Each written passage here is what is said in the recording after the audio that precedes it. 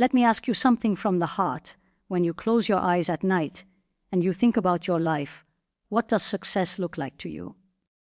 Is it the numbers in your bank account, the title before your name, the applause of people who may not even remember you tomorrow?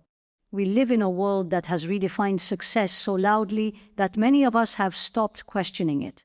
But the believer pauses and asks a deeper question: how does Allah define success? Because, my dear sisters and brothers, real success is not always what shines in this dunya. Sometimes what looks like loss in the eyes of people is actually elevation in the sight of Allah. Sometimes the quiet tear you shed in sujood is more valuable than years of public achievement. We have been trained to chase what is temporary, while the Quran keeps calling us back to what is eternal, to what truly weighs heavy on the scale on the day when nothing else will matter.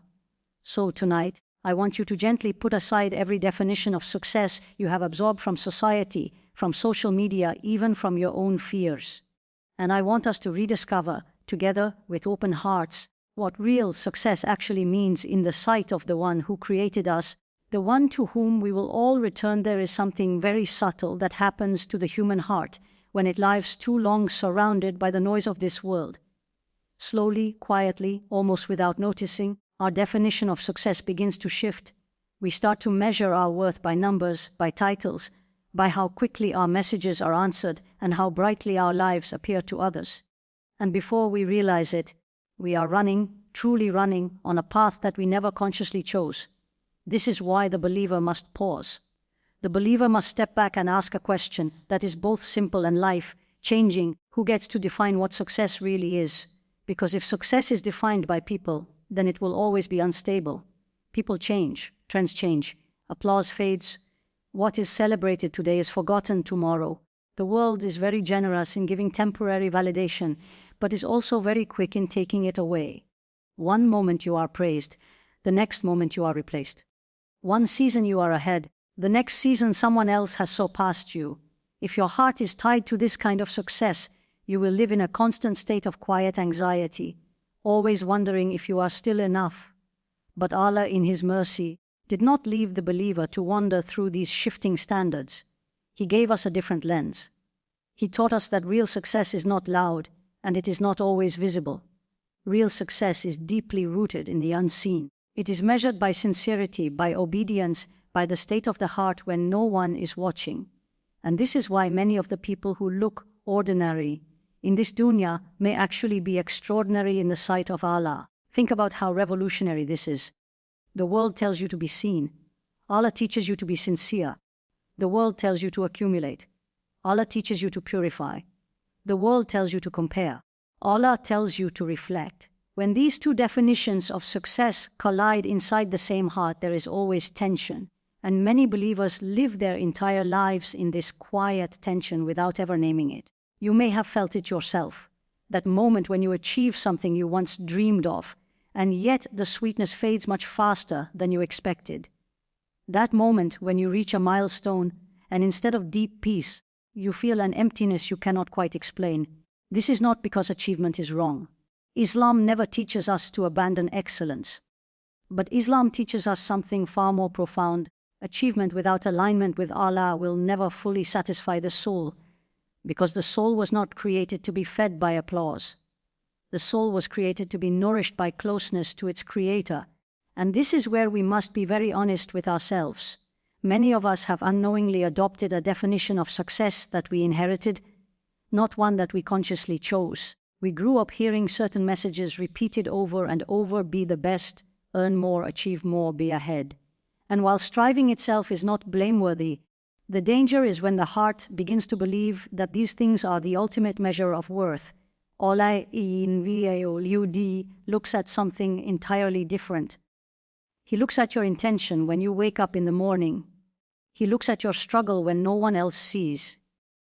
He looks at the moment you chose patience over reaction, the moment you chose honesty over convenience, the moment you turned back to Him after slipping. These are the moments that carry enormous weight in the scales of the akhirah, even though they often pass completely unnoticed in this world. There is a beautiful mercy in this divine definition of success. It means that every single believer, regardless of their circumstances, has access to true success. You do not have to be wealthy. You do not have to be famous. You do not have to be publicly recognized. A mother waking up in the quiet darkness to care for her child for the sake of Allah may be more successful than someone standing on a stage receiving awards. A young person lowering their gaze out of taqwa may be achieving a victory far greater than any worldly milestone. But the nafs struggles with this. The nafs loves what is immediate and visible. It loves recognition. It loves comparison. It loves to feel ahead. And this is why redefining success is not just an intellectual exercise, it is a spiritual journey. It requires constant recalibration of the heart. It requires repeatedly reminding yourself, I am not living for the scoreboard of this dunya. One of the most dangerous traps is the illusion that worldly success automatically equals divine approval. Sometimes Allah gives the dunya to those He loves, and sometimes He gives the dunya to those He does not love. And sometimes He withholds parts of the dunya from those He deeply loves, because He is preparing something far greater for them. If we do not understand this, we will constantly misread our lives. You might look at someone and think they are so successful, but you are only seeing the outer chapter. You are not seeing the state of their heart. You are not seeing their dunya. You are not seeing what their relationship with Allah looks like in the quiet hours of the night. And similarly, someone may look at your life and underestimate you, while in the sight of Allah your rank may be rising with every sincere moment of patience you show. This is why the believer's compass must always point back to Allah, not to trends, not to pressure, not to comparison. When Allah defines success, the entire emotional landscape of your life begins to change. You stop panicking when you fall behind people. You stop feeling crushed when something in dunya slips away. You still strive, you still work hard, you still pursue excellence, but your heart is no longer chained to the outcome in the same fragile way. There is a calm dignity that enters the life of a believer who truly understands this. A quiet steadiness, because they know something the world has forgotten, that the real results of their life are not fully visible yet. The true report card is still ahead. The real unveiling of success is on a day when titles, followers, and wealth will have no weight unless they were connected to sincerity and obedience. And perhaps this is why some of the most internally peaceful believers are not the ones who appear the most accomplished in worldly terms. They have learned to anchor their sense of worth somewhere much more stable. They have learned to ask themselves a different question at the end of the day. Not, how did I look to people today? But, where was my heart with Allah today? This question changes everything. It softens the heart. It redirects the priorities. It transforms even ordinary moments into opportunities for real success.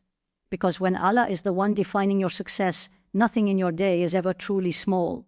A sincere istighfar whispered under your breath carries weight. A moment of restraint carries weight. A hidden charity carries weight. Tears in sujood carry weight.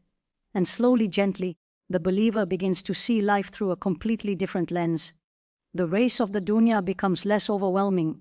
The pressure to constantly prove oneself begins to loosen its grip.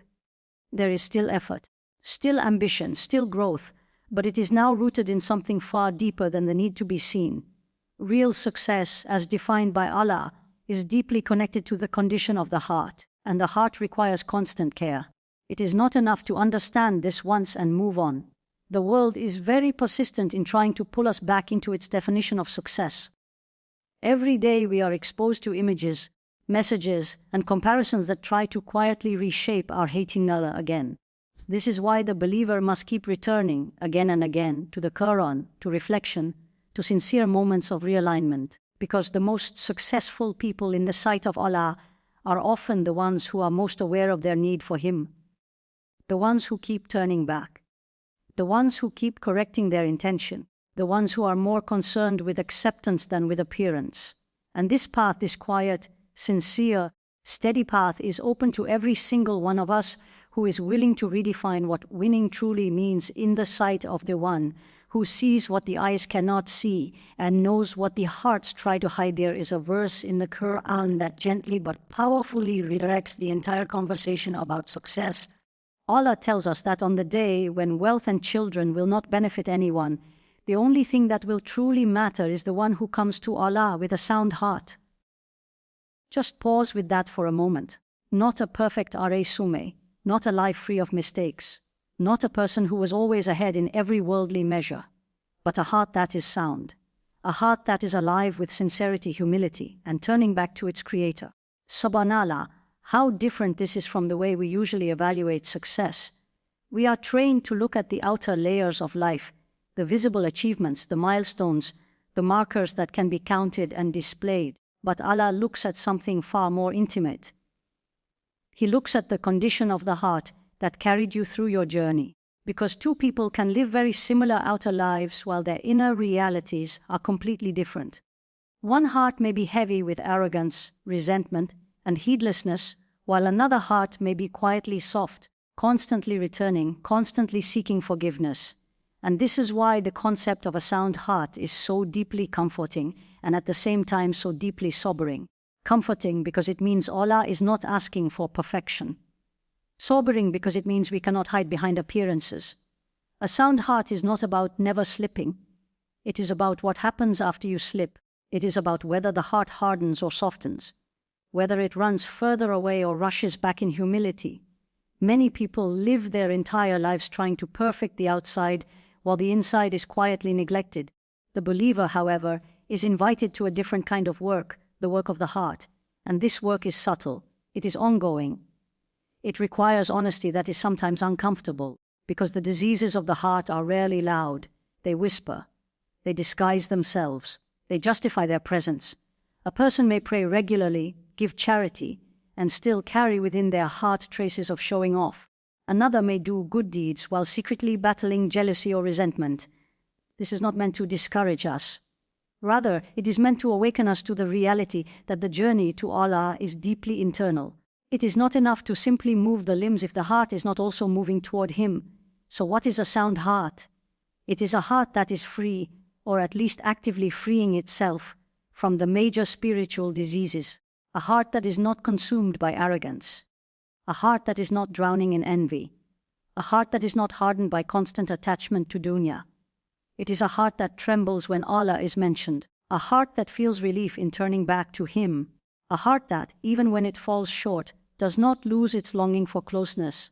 And let us be honest, none of us maintain this state perfectly. The heart fluctuates. It rises and falls. There are days when it feels soft and present, and there are days when it feels distracted and heavy. This is part of being human.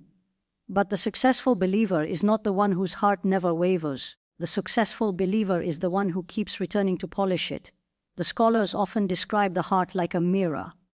Every sin leaves a small mark. Every moment of heedlessness adds a little dust. If the mirror is left unattended for too long, the reflection becomes blurred. But the beautiful mercy of Allah is that the heart can be polished again and again through tawbah, through dekah, through sincere acts done purely for His sake. No matter how much dust has gathered, the door of cleansing remains open as long as the soul is still in the body.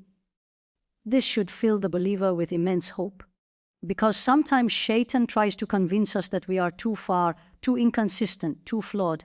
But the measure of success in Islam has never been flawlessness. It has always been return. It has always been the softness that pulls you back to Allah even after moments of weakness. A sound heart also carries a deep sense of humility. It does not walk through life feeling entitled or superior. It recognizes its constant need for Allah's mercy.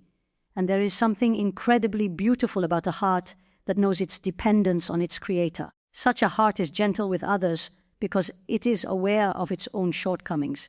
It is slow to judge, quick to forgive, quick to make dua not only for itself but for the entire ummah. Another sign of a sound heart is its relationship with the unseen. Even when no one is watching, it remains mindful. Even when there is no immediate worldly reward, it continues to choose obedience. This is a level of sincerity that only develops when the heart truly believes that Allah sees, Allah knows, and Allah appreciates even the smallest hidden effort. And this is where many of the quiet victories of the believer take place, in moments that never make it to anyone's highlight reel. The struggle to wake up for Fajr when the bed feels heavy. The decision to remain patient when the nafs wants to react. The choice to forgive when the ego wants to hold on. These are not small things in the sight of Allah. These are the very moments that shape the soundness of the heart. It is also important to understand that protecting the heart requires awareness of what we allow into it. Our environments, our conversations, what we repeatedly watch and listen to, all of these things leave impressions. The heart is affected by what it is consistently exposed to. If it is constantly surrounded by heedlessness, comparison, and distraction, maintaining softness becomes much harder. But when the heart is regularly nourished with Quran, remembrance, and sincere reflection, it becomes more resilient. Sometimes people assume that working on the heart means withdrawing completely from the world, but Islam teaches balance. We live in the dunya, we fulfill our responsibilities, we strive for excellence, but we do not allow the dunya to settle too deeply inside the heart. The dunya can be in the hand, but it should not take over the ego. And perhaps one of the most beautiful realities about striving for a sound heart is that Allah sees the effort even before the transformation is complete. Every sincere attempt to purify the heart is itself an act of worship. Every time you catch your intention and quietly correct it, that moment is beloved to Allah. Every time you swallow pride for His sake, every time you push back against envy with dua for someone else, these are signs of a heart that is alive and working its way towards soundness. The day will come, for every single one of us, when the outer layers of our lives will fall away. Titles will not follow us. Applause will not follow us. The only thing that will accompany us into that bidu with Allah is the state of our hearts and the sincerity of what we carried inside them. And the believer who truly understands this begins, gently and consistently, to invest more energy into the unseen work of the heart, not with panic, not with despair, but with quiet, hopeful persistence. Because Allah is al-Latif, the most subtle, and He notices the smallest sincere movement toward Him. And the heart that keeps turning back, keeps polishing, keeps softening is already walking the path of real success, even if the world never fully recognizes it